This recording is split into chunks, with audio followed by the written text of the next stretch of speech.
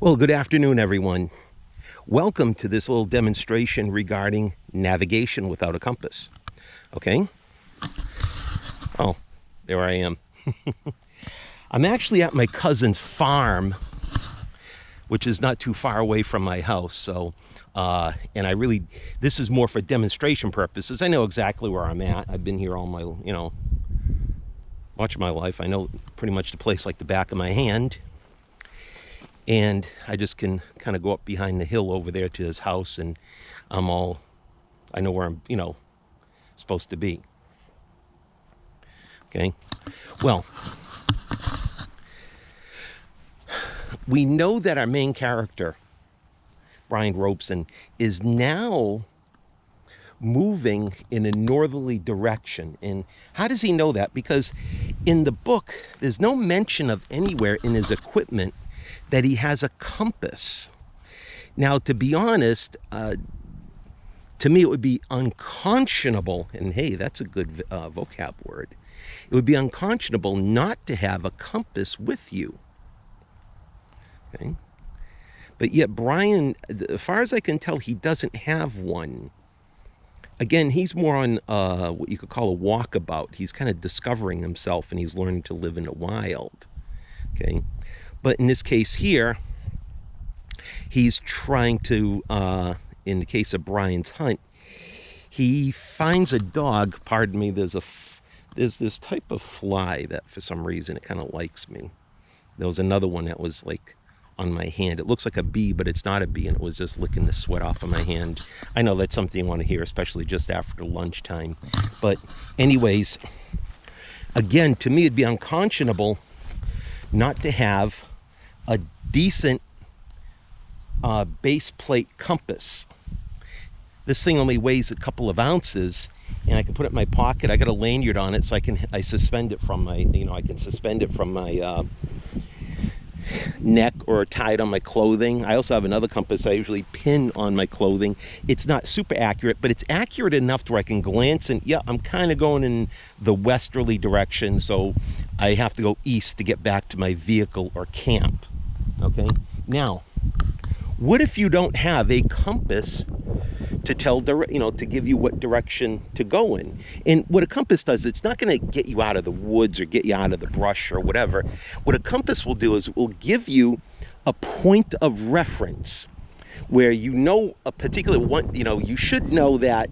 As an example, let's say, well, I know that's east, where the farm pond is. That's east. Now let's say this is in the middle of nowhere, and I have a camp up on the hill that's in the east, and I want to get back. Well, I can use my compass, which will tell me where north would be, and then using that as a point of reference, I know, okay, if I head east for so many hours, I should get to my camp.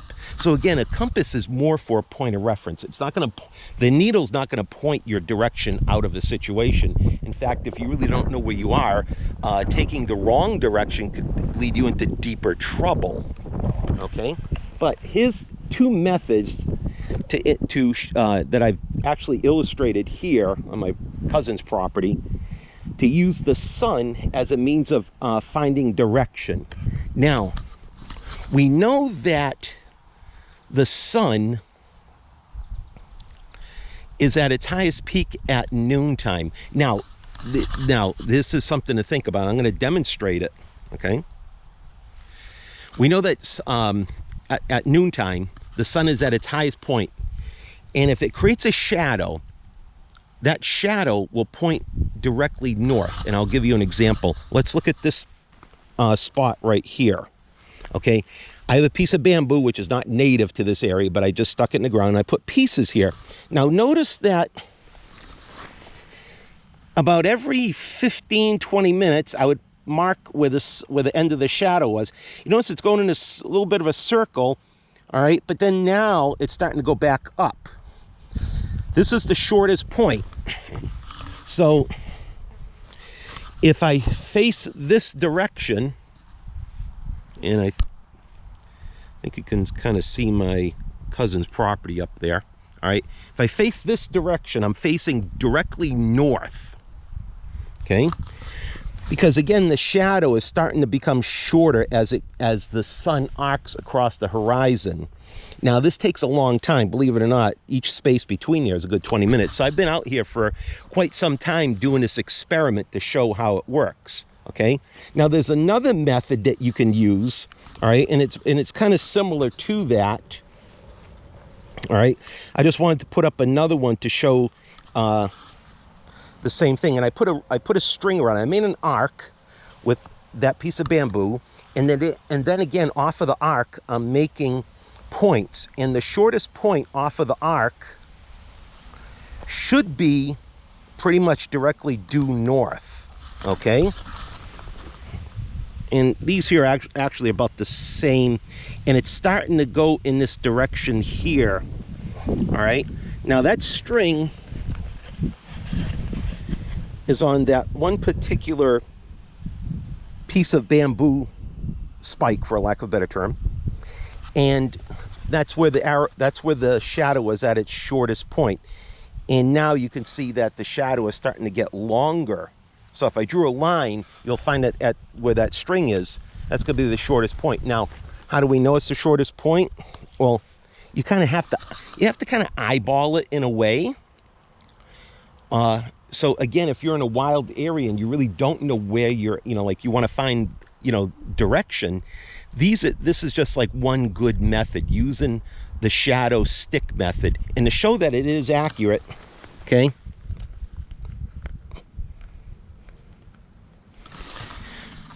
there's my compass.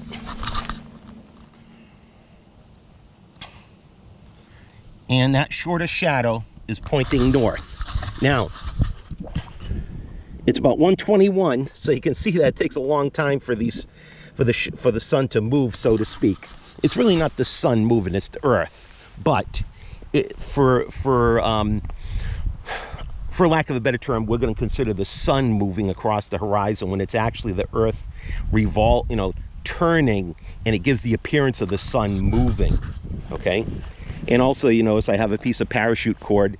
I always have some parachute cord in my survival pack, along with my nice Swedish-made axe. Comes in very handy, okay? So, we know this is just one method. Now, at that point, the shortest point was about 12:45. Yet you're going to say, Mr. W, you said that noontime is the shortest point. Well, don't forget, we're talking about what is called solar noon, and it varies slightly. Don't forget that we also have daylight savings time. If we didn't have daylight savings time, the solar noon would actually be 11:45 a.m. And it also is dependent on latitude. We're approximately 42.5 to 42.7 degrees north of the equator. So what that basically means is that the time is going to be a little bit different. When you get to the Tropic of Capricorn and the Tropic of Cancer, in other words, when you get below 20 degrees north, and if you're between 20 degrees north and 20 degrees south in the equator, in that band of the Earth, solar noon is going to be like right at noontime. But the further north you go, it's going to vary slightly depending on the time of year and your latitude.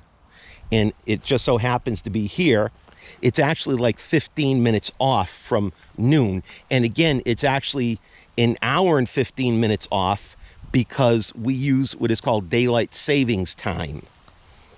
So that's why solar noon is actually 12:45 instead of, it should be 11:45. And then come November, it will be, closer to what is called true solar noon. Okay? I just want you guys to be aware of that simple fact. So again over here, I got stuck with a piece of bamboo and it's like a little needle in my flesh. Okay? But like I said, just showing this point here, this stick was at its shortest point, and again, using the compass, just to show that I'm not lying. Okay. And now some of you guys are saying, wait a minute, the compass needle is off. What's going on here? Okay. Well, It's off by 10 degrees because magnetic north and true north are hundreds of miles apart. So there is a slight angle. It's called declination. And if you want to use this with a map and be accurate, you have to take in consideration declination. And where I'm at on this place in the United States, it's 10 degrees to the west. So it's negative 10 degrees from 0 or 360.